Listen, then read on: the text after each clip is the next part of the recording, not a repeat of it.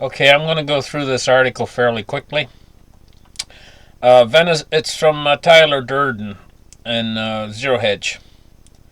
Venezuela's money supply soars by a record 200%.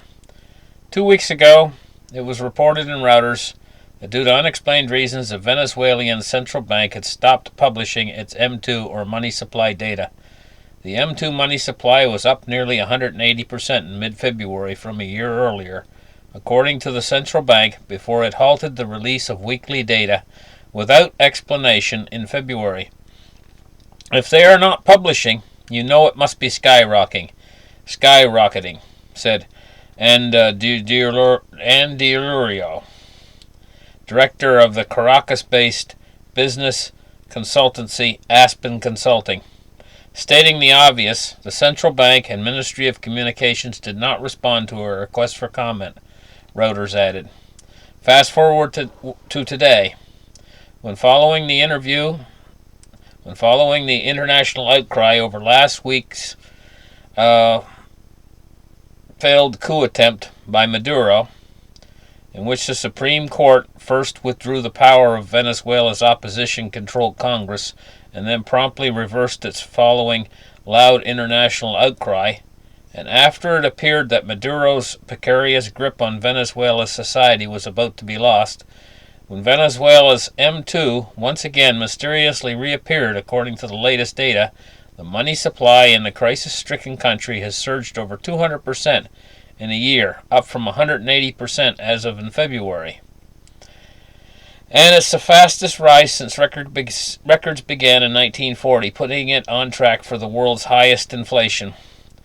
According to Reuters, which first spotted the return of the data soon after a month-long hiatus from publication, the central bank said late on Friday the total amount of local currency in circulation, M2, as of March 24th was 13.3 trillion bolivars, up 202.9% from a year earlier. By comparison, the U.S. M2 rose by 6.4% in the same period. Well, here you go. The U.S. M2 rose by 6.4% in the same period. Where did they get 2% inflation if our M2 money supply is rising by 6.4%? Okay. So anyway, let's move on. It says, but while the M2 may have returned, official inflation data is still missing, which is probably for the best. Venezuela is in a major economic crisis. No doubt. Yeah, of course they're in a major economic crisis. Millions are struggling for food. There's shortages. There's hyperinflation. Triple digits inflation. Venezuela's opposition-led National Assembly, which correctly accuses the leftist government of destroying the OPEC country's economy, said inflation reached 741% in the year to February. It's likely far higher. So they're saying that the inflation rate is more than 741%. So now I noticed something here about all this. And this is something that I don't have an awful lot of information on yet, but studying the Venezuelan money supply here, they're accurately reporting how much their money supply is up. So their money supply was up 202.9%. So keep that number in mind, 202.9% in a year. But their inflation rate, right, from that money increasing 202%, their inflation rate, now they're reporting it, is over 700%. Okay? Now keep that number in mind. So the inflation rate is not proportionate to the increase in the money supply. Money supply is 200% increase. The inflation rate is over 700% increase. So now if we look at how much the U.S. money supply rose by, 6.4%. Right? Now if we go over to Shadow Stats is saying the inflation rate is much higher than the 2% that the Fed is stating. Right? And I believe that's true because one of the things that they do to artificially change the inflation rate is that they shrink everything. It's like a candy bar this year they will cut it back like so many grams smaller than the one they had last year, and so on. And then when they finally get it down so small you can barely eat it, bite-sized candy bar, then they say, okay, they release a family-size one that's about 3 times the price. That's back to the same size as the original used to be. And they play games like this. And so in the government they can say, well, candy bars don't cost any more than they did last year. Yeah, but they're 30% smaller. Okay? And so now look at this. 202%. The percentage of the currency went up, but the inflation went up 700%. Now here, by comparison, the U.S. M2 rose by 6.4% in the last year. How are they getting a 2% inflation rate? Here's the thing. The trick is here that the inflation rate is probably more than 6.4% here. Here in America. And you notice it whenever you go to the store, like you go to buy your package of meat, right? And last year, say, your package of meat cost you $9.95, and this year it's like $12.95. You don't say nothing. You go ahead and you buy the meat, but it's like 25 or 30% higher in 1 year. And next year it'll be the same. They'll jack it up to $15.95. So where are they getting 2% inflation rate? There is no 2%. That's a fantasy. But they're admitting, because they say it was like 1.5% or whatever. Now they're saying it's 2%. They say, it's risen a little bit. Yeah, it's probably really gone from 7% up to 12% in reality. So anyway, so what it's saying here is it's really getting to the point that Venezuela is going through extreme hardship right now. They're going through an episode of hyperinflation. And what I say is that this is a picture of what's to come for America. Now, what I want to get into right now is we see this coming for America. But what is the effects going to be for Canada? And for Mexico? But let's dwell more on what the effect is going to be for Canada. Canada, in my estimation, is not going to get off free. Its currency is not the same currency as the United States. The Canadians have their own currency. But it's worth only about 73% of what the American currency is worth. And it's called the dollar, just like the American currency is called the dollar. It looks a little bit different. It's different colors, where the American currency is all green. But it spends just as good. It's worth about 74 cents U.S. Per Canadian dollar. What will happen to Canada? I'll tell you what I think is going to happen to Canada. I think Canada, if anything, is going to suffer worse than the United States. For one thing, Canada is attached to the hip of the United States. Where the United States goes, Canada goes. It's almost like Canada is so attached to the United States, it's almost like a part of the United States. And if the United States currency goes down in a spiral of hyperinflation, it's going to have a profound effect on Canada. And I'll tell you what the effect I think is going to be. I think that when the American currency starts to drop, and drop fast, it drops below 70 in the US dollar index, the Canadian currency then at that point is going to start to strengthen. And it's going to start to strengthen very quickly against the American currency.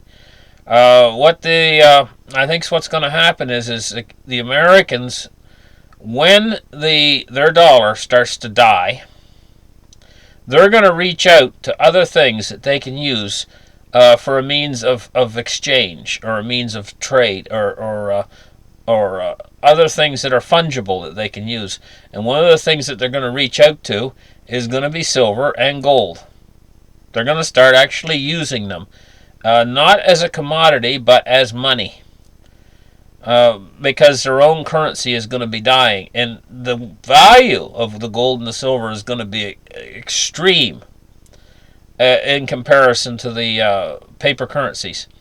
But also at the same time, they're going to reach out, because it's such a huge, powerful country, they're going to reach out to try to find like a life vest with a drowning man trying to find a life vest. How they're going to reach out to things of value that are going in the opposite direction from the American currency. And namely, gold and silver is one thing that comes to mind immediately, but then Bitcoin and Litecoin, they're going to grab, and they're going to grab Monero and all these other coins, and you're going to find that they're going to shoot up like rockets. But it's more than that. I think that they're going to reach out to alternate currencies as well. And what they're going to do is when they start to do that, they will actually take voluminous amounts of the Canadian currency, because we don't have here in Canada not near as much currency as the United States has. It's only a small drop in the bucket compared to the enormous amount of cash that they have. Here in Canada, the amount that we have is only a very small amount. And if they take it to use as a means of exchange, suddenly our cash here in Canada will dry up. There won't be enough to go around. Nobody will have any cash here. And so the value of that cash, the purchasing power, will go in the opposite direction of the American currency. It'll go up, and that'll just make the Americans want it more as a means of exchange, because the price is going up along with Bitcoin and along with all these other cryptocurrencies and gold and silver and anything people can get their hands on that is not a paper currency. Now, what effect would that have on Canada, our currency here, being in short supply and it becoming deflated in its value? In other words, it would become worth more and more and more, our currency. It would be deflationary, it would be like back in the Great Depression. The effect would be absolutely devastating to our economy, simply put. Because what would happen, a lot of our economy is based on sales to America. A lot of our economy is from America because we're attached to America. A good chunk of our economy. And the effect that would have is all of our products and everything, the price would soar. And Americans would not be buying anything from us anymore here in Canada. And our currency would be going up in value like a rocket. And it would be a very similar effect to the Great Depression. And in fact, America would be going through quite a bit of hardship through a hyperinflationary depression. But our depression would probably even be worse, because it would not be a hyperinflationary depression. It would be a deflationary depression here in Canada, caused by America's using the currency as a means of exchange. And it would be horrible. It would probably suffer worse than America would suffer. They would probably be better off in America with a hyperinflationary depression rather than a deflationary depression. No jobs here in Canada. There would be nobody would have any money. The economy would be in the toilet because nobody in America would be buying anything Canadian. In fact, nobody in the world probably be buying anything Canadian. And we rely upon sales of products as our means of the only thing that we would have going for us would be the Canadian tar sands. And so in the end, our economy would go down the toilet, and that's what being connected to a country that goes into a massive hyperinflation could actually do to Canada. It could actually cause Canada to go down the hole worse than the United States goes down the hole when they have their hyperinflation. And Mexico as well. Because the exact same effect could happen to Mexico, because America's a powerhouse. But what I believe is when this whole thing ends, I think it's all going to start rather quickly when it starts. I don't think it's going to last a real long time. I don't think they say, okay, it's going to be a 20-year-long depression. I don't think so. I don't think it's going to last very long at all. I think it's going to last only a matter of months. I think it's going to be over. And when it's over, I think we're in for the biggest economic boom in the history. A huge economic boom is what I think we're in for. I think that the stock market and everything is going to go to highs like it's never been seen before when this boom comes, after the economic problems are over. But first, we've got to wash this excess down the toilet. We got to get rid of the what's been causing the problems. We got to flush the system of all of this toxic debt that's built up over a credit binge that's lasted for years and years and years, and an enormous stocks and bonds, especially bonds, have been in a bull market for forever. This has to come to an end. And when all this comes to an end, the system has to be purged and flushed. And then after the system is flushed, then we're going to go back to a real economic good. It's going to be good then. But we have to wait until all of this is over first. But we got to prepare for it. It's coming. It's coming soon. It's going to come when the oil price starts to go back up. That's when the crisis is coming. And there is no getting out of it. Probably just estimating when it's going to start. I don't think it's going to start in the next very short time frame, like in the next few months. I think we're going to clear through probably most of the summer. I don't think it's really going to get started until the fall, when this crisis is going to begin. I think that there's something about this that is just too... It should give you chills, what I'm going to tell you right now. The Economist produced a magazine cover way back years ago, a long time ago, and it had on the cover, it had a number of things. Now, an awful lot of guys out there have know about this cover, and you've probably seen it before, and you've said to yourself, well, gee, I know all about that. But I'm going to tell you a few things about it you might not know. One of the things is there's a phoenix bird on the cover. Now you say, well, I know that. That's true, but what the phoenix represents.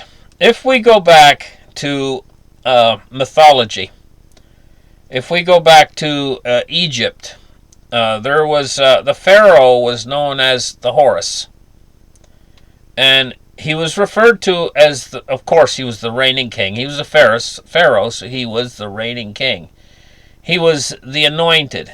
They used to anoint the pharaoh's head with the fat of the river crocodile. Back in those days, the river crocodile was known as the Mesa in ancient Egypt. And so the pharaoh would be anointed, and then he would be known as the reigning king, and he would also be known as the redeemer of mankind.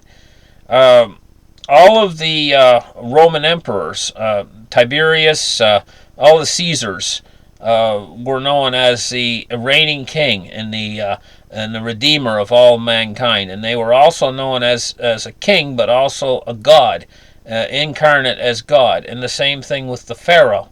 Where I'm getting at this is it goes to the phoenix. The phoenix is the symbol of this authority, of this pharaonic power of kingship. The phoenix, it does the same thing as the kings. The kings were believed, they would do an opening of the mouth ceremony with the king, where they would use a small, in Egypt, a small little axe that was made out of iron, and they'd pry his mouth open after death, and they believed that his spirit would become an immortal star in the sky. They would believe it would become one with the Osiris, which was known as the shepherd in the heavens, it was also known as Osiris was known as the hunter. You ever heard of Osiris the hunter? So anyway, I'm kind of straying from the subject matter. The subject matter is that phoenix. The phoenix, on its head, it has a symbol. That symbol represents regalia, or regal, to be regal. Now, that symbol is all important, the symbol that they put on the phoenix heads. It symbolizes kingship, or regal, or to be regal. It symbolizes rulership over the earth. So the phoenix also rises from the ashes. He does the same thing as the Horus. When the Horus, the death and rebirth and resurrection of the Horus, the phoenix does exactly the same thing. It's called the symbolism relates to what's called the dying resurrected God-man, which was, they had something like 142 different dying resurrected God-men in the world in ancient history. And so this is something very ancient that surrounds the phoenix. Now the phoenix symbolizes the system on that cover. The phoenix symbolizes the death of an old system and the birth of a new system, and a new system becoming regal or regalia. Now it symbolizes the coin around his neck says 2018. It symbolizes this new system rising from the ashes and standing in its place in 2018. The coin, being made out of gold, symbolizes the preciousness because it's worn around his neck. It symbolizes the new world currency with a gold backing. Also, under the phoenix's feet, you will notice all the currencies of the world in the process of burning. They are not burnt. They are in the process of burning. Means that they are in the period of hyperinflation. Burning. In other words, they're becoming worthless. They're turning to ash. They're turning to ashes. Now, this is just too monumental. What's coming, the timing of what's coming, I figure it's going to start sometime in around this fall or early winter or late summer. I don't see it coming in the next month or two, but the timing is just too coincidental to that magazine cover. It's like whoever did that magazine cover knew the exact timing of the price of oil going up. Either they could see into the future when they made that magazine cover, or they are controlling it themselves to time so that the timing's right. One of the two. But in either case, you've got the new world currency being issued and coming out, and the new system, the old system dying, and the new system standing in 2018. That means an awful lot is going to happen in the next little while for this to come about. I think that magazine cover is just too much for it to be coincidental. There's too much on it. There's too much to understand in it.